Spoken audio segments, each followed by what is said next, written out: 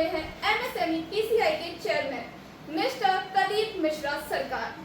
आज हम इनसे जानेंगे कि आखिर भारत में एमएसएमई का भविष्य क्या है और आखिर इस संकट में एमएसएमई किस प्रकार से भूमिका निभाता है। सबसे पहले तो प्रदीप जी आपका बहुत बहुत स्वागत है जी। तो सबसे पहले जो ये आपको संकट दिखाई दे रहा है, आपको क्या लगता है कि एमएसएमई की भूमिका इसमें कैसी दिखाई देती है? धन्यवाद आपका। पहले तो मैं बता दूं, भारत के ऊपर आर्थिक कोई संकट नहीं है।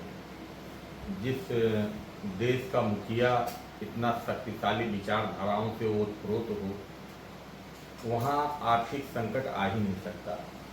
2014 से लेकर आज हम चौथे पावदान पे विश्व पटल पे हैं, तो निश्चित तौर पे कहीं न कहीं यह हमारे नए भारत और विकसित भारत की पहचान है। कहीं से कुछ भी प्रभाव हमारे भारत पर नहीं है, क्योंकि हमारी अर्थव्यवस्था की जो सबसे बड़ी बैकबोन है वो एमएसएमई है, जो देश की 64% आबादी को और 64% आर्थिक व्यवस्था को सुदृढ़ और मजबूत करती है। मेरा व्यक्तिगत मानना है कि एमएसएमई डिपार्टमेंट और एमएसएमई के प्रपोजल एमएसएमई के जो एसएमई की स्कीमें हैं, वो संपूर्ण भारत को विकसित भारत बनाने में कहीं न कहीं एक स्तंभ के रूप में खड़ी है जी। जैसा कि आपने बताया कि एमएसएमई की जो स्कीमें हैं, आखिर किस प्रकार की स्कीमें हैं, थोड़ा हमारी जनता को बताइए।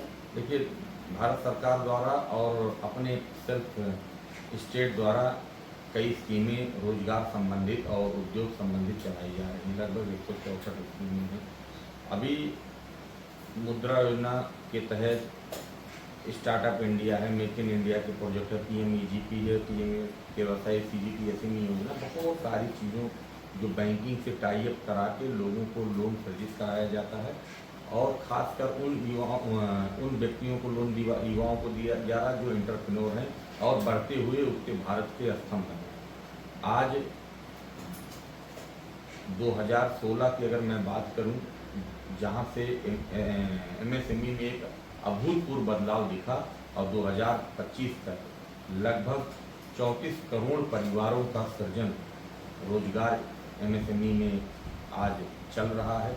और मुझे पूर्णतः विश्वास है MSME promotion council of India, MSME department, हम सब संपूर्ण भारत के परिवार मिलकर भारत को एक मजबूत और सशक्त भारत बनाने में कामयाब हैं जी। भारत की जो अर्थव्यवस्था है वो बड़े ही मजबूत हाथों में तो है, लेकिन जिस प्रकार से टैरिफ बढ़ाया गया है उससे लगभग 10 लाख लोगों का जो रोजगार है उस पर प्रभाव पड़ता हुआ दिख रहा है। तो उसमें आखिर एमएसएमई किस प्रकार से भूमिका निभाता है और सरकार को आखिर ऐसे क्या कार्य करने चाहिए? देखिए,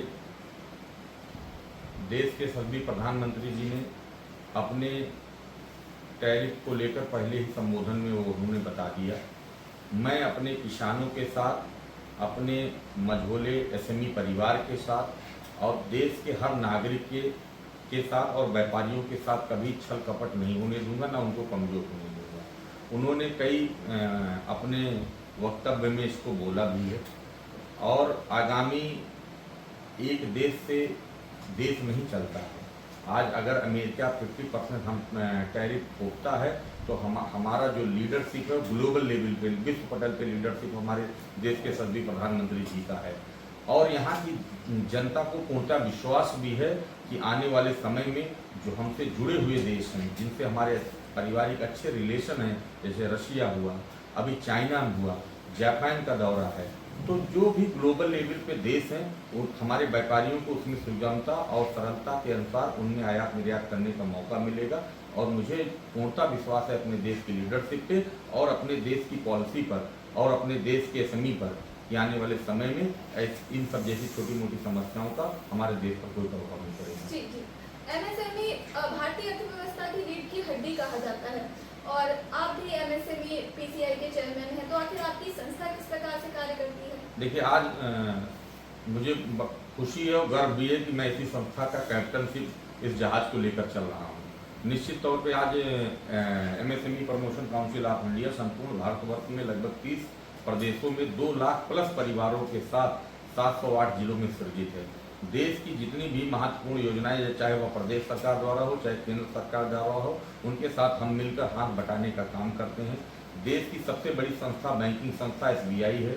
स्टेट बैंक ऑफ इंडिया, जिनके साथ हम जुड़कर लोनिंग जो प्रक्रिया, जो सबसे जटिल समस्या होती है हमारे व्यापारियों को, तो उसमें सुगमता महसूस हो, सरलता से उनके प्रोजेक्ट और उनके लोन को व्यवस्था उपलब्ध हो सके, उनके बीच में जाकर हम ब्रिज का काम करते हैं और लोगों तक एंटरप्रेन्योरशिप जो हमारी नारी शक्ति है, चाहे युवा शक्ति हो, चाहे एग्जिस्टिंग लोन है, उनको सहजता और सरलता से उपलब्ध कराने का काम करते हैं। आज ये हमारे लिए गर्व की बात है, लगभग लाखों परिवारों का जीवन यापन MSME promotion council of India के माध्यम से एमएसएमई स्कीमों के तहत और देश और प्रदेश की सरकारों के सहयोग से हम लोग दिन प्रतिदिन आगे बढ़ रहे हैं। जी, जैसा कि आपने कहा कि दिन प्रतिदिन आप आगे बढ़ रहे हैं, लेकिन एमएसएमई का जो वर्तमान में स्थिति है और जो पीछे की स्थिति देखी जाए तो किस प्रकार से बढ़ती हुई दिखाई दी है, काम किस प्रकार से होता हुआ दिखाई दिया है आपको? देखिए, हम आप इसी भारत में रहते हैं और एसएमई को हम आपने तब जाना जब कोविड जैसे कार्यकाल में हमको ज़रूरत पड़ी local for vocal, make in India जैसे प्रोडक्ट की। मास्क और सैनिटाइजर जैसी जब बाहर की बहुताई कंपनियां यहाँ पे हमारे जो निर्बल असहाय व्यक्ति रहते थे, जो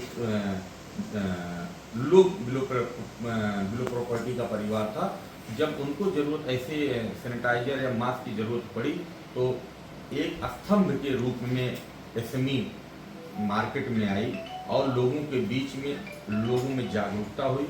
और मैं धन्यवाद देना चाहूँगा देश के सभी प्रधानमंत्री जी को, जिन्होंने मुखर होकर उन सभी योजनाओं से लेकर जन जन तक पहुंचाने का काम किया, जिसमें एसएमई का प्रचार हुआ। आज एमएसएमई संपूर्ण भारतवर्ष में हर घर हर परिवार तक MSME promotion council of India के माध्यम से पहुंचने का कार्य कर लिया। ये हम सबके लिए गर्व की बात है कि हम भारत में ऐसे छोटे प्रोडक्ट को बना रहे हैं जो लोकल फॉर वोकल। आज स्ट्रीट वेंडर की योजना हो, देखिए कल कैबिनेट में देश के सभी प्रधानमंत्री जी ने 50 लाख परिवारों को और बढ़ाने का काम किया है कि उनमें सुगमता से उनके हाथ कैसे मजबूत हो, क्योंकि एमएसएमई पीसीआई का एक संबोधन है, हमारा संकल्प है। हमारा संकल्प आपका साथ, रोजगार हो, हर घर हर हाथ के जैसे नारे के साथ हम संपूर्ण भारत को 2047 में विकसित भारत के रूप में बढ़ाने का काम और वहां तक पहुंचाने का काम एक मील के पत्थर के रूप में अपने आप को स्थापित करने का काम करें। जी, एमएसएमई जैसा कि आपने कहा कि रोजगार देने का काम बड़ा ही सुलभ तरीके से कर रही है, लेकिन फिर भी रोजगार की समस्याएं काफी हैं। क्या बहुत से लोग ऐसे हैं जो एमएसएमई से परिचित नहीं है अभी भी? हाँ, देश बड़ा है। देखिए, मैं ऐसा नहीं कि बहुत बड़प्पन सरकार का कर रहा हूँ, मैं जो समस्याएं हैं उसकी आलोचना भी करता हूँ।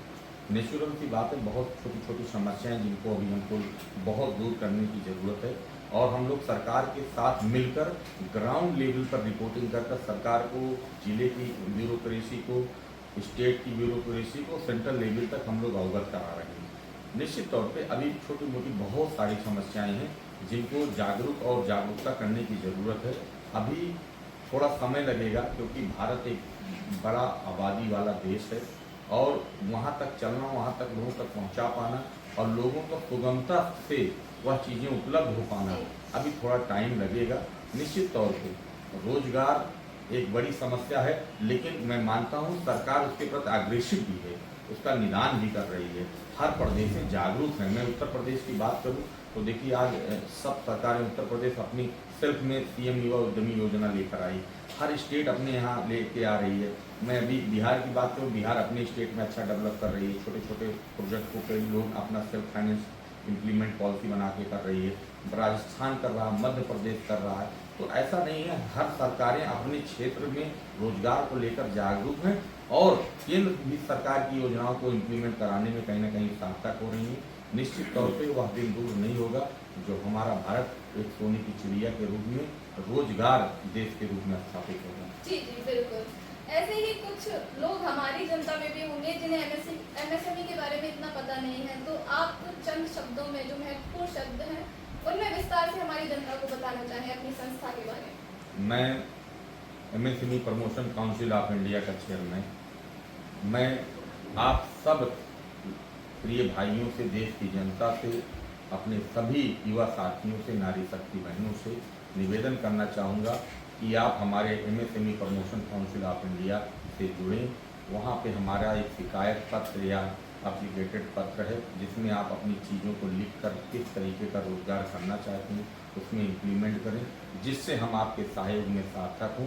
और मैं एक छोटी सी बात आपको और अवगत कराना चाहूँगा कि एक व्यक्ति को रोजगार देने से आपको जानकर बहुत आश्चर्यचकित होगा, एक परिवार की रोजी रोटी से 50 परिवारों की रोजी रोटी होती है। अगर मैं अपने गांव में रोजगार बनाया, छोटा सा कुटीर उद्योग स्थापित किया, तो कम से कम अगर मैं 5 एम्प्लॉई रखता हूं तो 50 परिवार की जीविका चलाता हूं। हमारे वह 5 परिवार के जो हमारे परिवार के सार्थक सदस्य होंगे, उनके माध्यम से वो क्षेत्र में अपने बच्चों को पढ़ाएंगे, स्कूल वाले की इनकम होगी। जिस रिक्शे से बच्चा जाएगा उस रिक्शे वाले की इनकम होगी।